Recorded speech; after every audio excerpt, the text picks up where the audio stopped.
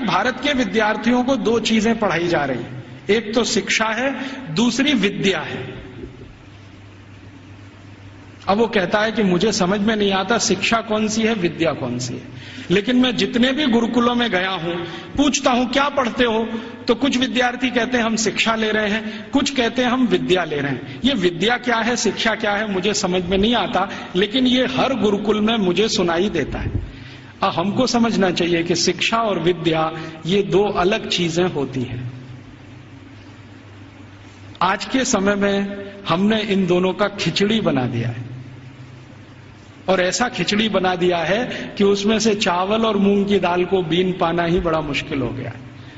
नाम सब है विद्यालय और काम कर रहे हैं शिक्षालय का, है कि नहीं?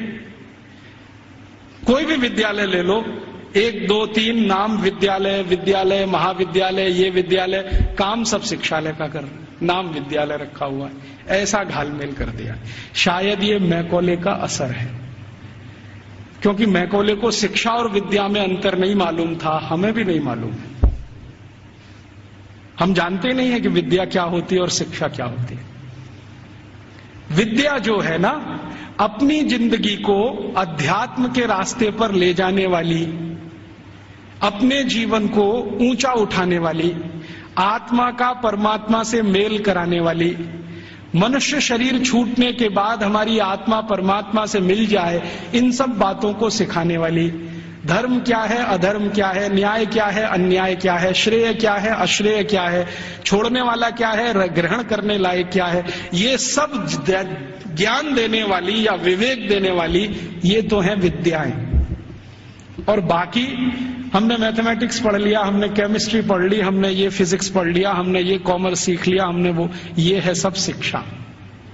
तो कह रहा है कि भारत के सभी गुरुकुलों में विद्या है और शिक्षा है, लेकिन वो उसको इतना समझ में आ गया है कि ये जो विद्या है वो शिक्षा से ऊंची है।